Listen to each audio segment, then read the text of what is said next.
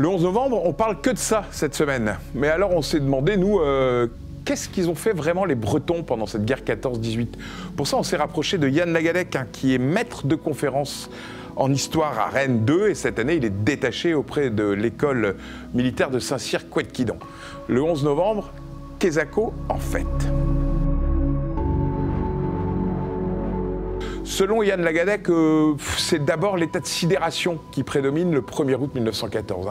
Personne s'y attend trop à cette guerre. On sait que l'ambiance n'est pas top, mais de là à ce que ça se déclenche aussi vite, non. Donc c'est d'abord une sidération, les familles pleurent, tout le monde n'est pas extrêmement content d'y aller. Mais dès le 2 août et les premiers convois qui partent vers le front, les trains sont pavoisés, comme on l'a déjà vu plein de fois.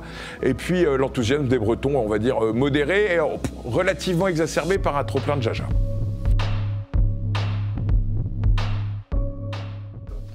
Selon l'historien, c'est absolument impossible à dire. On ne sait pas combien de Bretons partent exactement le 2 août 1914. On sait en revanche que partent les gamins qui font leur service militaire. À l'époque, c'est entre 3 et 5 ans. Ça rigole moyen des genoux quand même.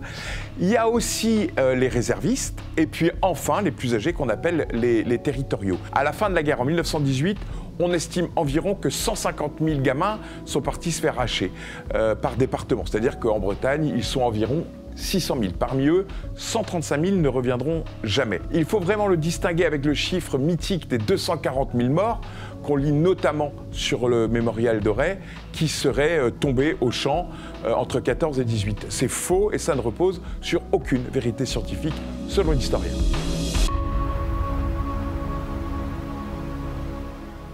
Alors ça, c'est une vraie idée reçue aussi, que les Bretons sont partis se faire massacrer en tête de ligne.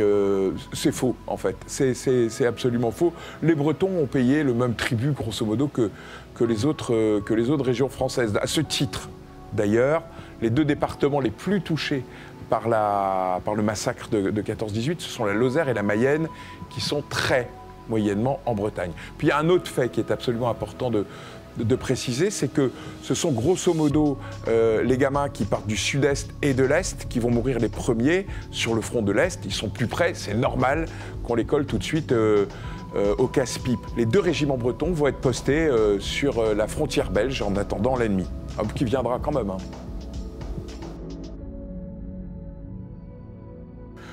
Ça aussi, c'est une fausse idée, c'est une idée reçue. En fait, si, ils parlent vraiment tous français parce qu'à l'époque, le service militaire, comme je l'ai dit, qui était entre 3 et 5 ans, nivelle tout, et y compris la langue. C'est-à-dire que les Bretons apprennent par les Français lors de leur service militaire. Et même mieux, ils parlent bien le français. Ils parlent un français académique, like you speak English of Cambridge, quoi. Et ils sont plus compréhensibles que les titis parisiens qui ont traîné dans les bas-fonds. Ça n'empêche pas que dans les régiments, les Bretons parlent breton entre eux, mais ça va s'arrêter relativement vite puisque après les premiers carnages, les troupes sont mixées. Oui, grosso modo oui, c'est-à-dire qu'on s'y attendait un peu, les soldats étaient à peu près au courant que des négociations avaient commencé entre les deux armées, et puis le tocsin à nouveau prend la relève dans les campagnes pour signifier la fin des combats. Ce qui n'empêche que si la surprise est modeste, la Java qui va suivre est absolument mémorable. Ce sont des fêtes à rapprocher des fêtes que l'on verra quelques années plus tard, lors de la libération à l'issue de la Seconde Guerre mondiale. Yann Lagadec rapporte même un fait qui est tragicomique, plutôt tragique que comique, mais quand même, c'est qu'à la fin des combats, un homme de Plouquénoil, qui est un village dans les Côtes d'Armor, se retrouve en garnison à Châteaulin. Il prend une caisse épouvantable, il tombe dans l'Aulne et se noie. Son nom est pourtant inscrit au monument aux morts. Eh bien non, en fait, parce que tout le monde oublie que le 11 novembre, c'est pas la paix, c'est l'armistice, simplement. Donc les Bretons restent, comme les autres, mobilisés sur le front, même si les pertes s'arrêtent. Selon Yann Lagadec, le retour des Bretons coïncide au traité de paix de Versailles, alors signé le 28 juin 1919, et pendant tout l'été, et spécialement en août et en septembre, les Bretons vont pouvoir rentrer dans leur foyer. Le problème, c'est que l'Ankou a été encore convoqué et que la grippe espagnole tabasse sévère à la place de la Première Guerre mondiale.